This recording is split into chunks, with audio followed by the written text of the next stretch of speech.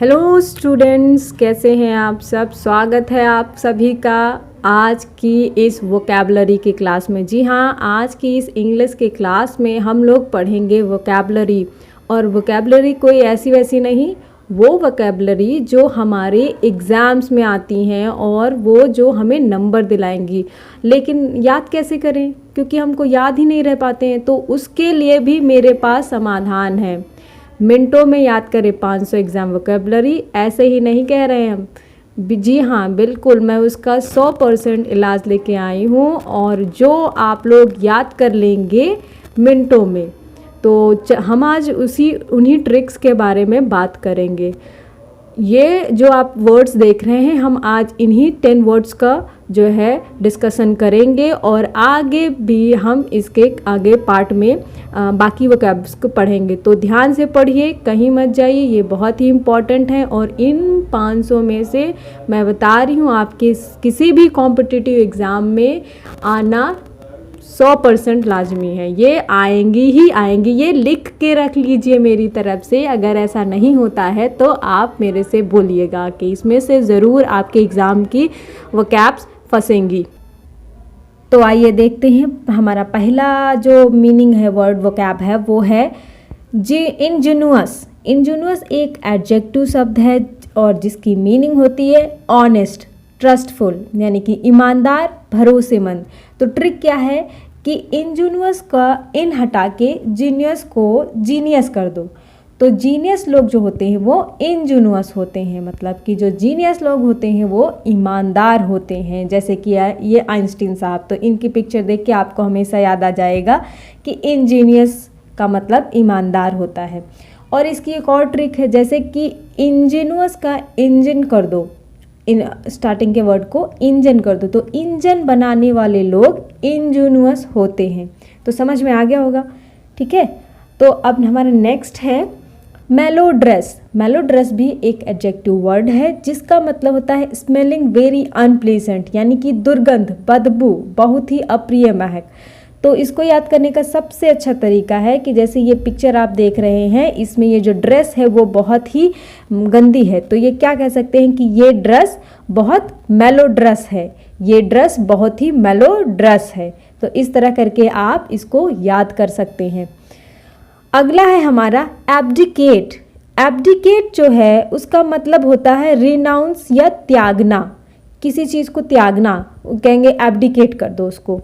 तो यहाँ पे ट्रिक है कि राजा ने सिंहासन का एब्डिकेट कर दिया, कि राजा ने सिंहासन को त्याग दिया। अब ये पिक्चर देखो, जैसे ये बहुत ही फेमस जो है सीरीज़ है, आप सबको पता होगा, सबने देखी होगी। तो उसमें ये कह रहा है कि जो है मैं आई वॉज इन बाथरूम, मैं बाथरूम था और मुझे जो है एब्डिकेट नहीं किया जा सकता है।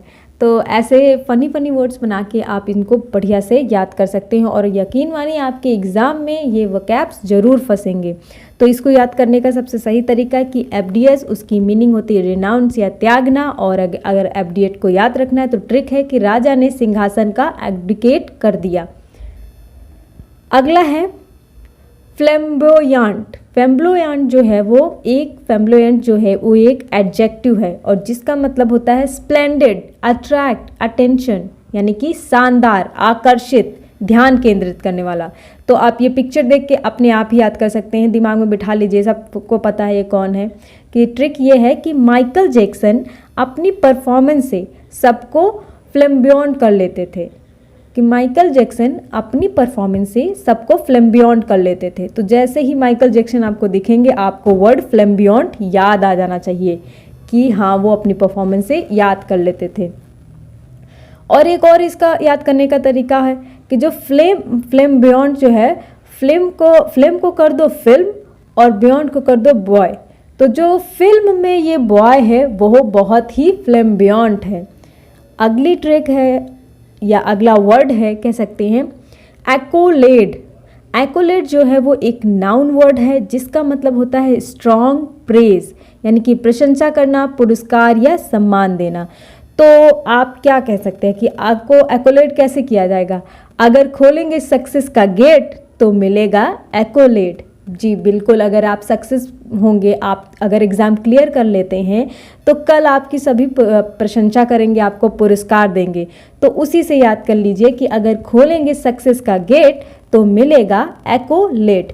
अब यहाँ मैंने पिक्चर इसीलिए डाल रखी है कि आपको जैसे ही ऐसी कोई पिक्चर दिखे आपको ये वर्ड याद हो जाए। तो हमारा अगला वर्ड जो है वो है मायर, जो एक नाउन है और जिसकी मीनिंग होती है स्टक इन मड या स्वैम्प, या हिंदी में बोल सकते हैं इसको दलदल में फसला।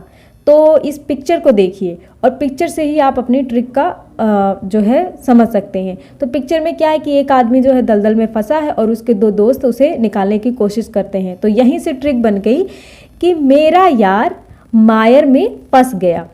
तो या इसको मेरा मतलब माय और यार मायर में फंस गया, मेरा यार मायर में फंस गया। तो इस तरह इसको याद कर सकते हो। अगला जो वर्ड है वो है मिरेट।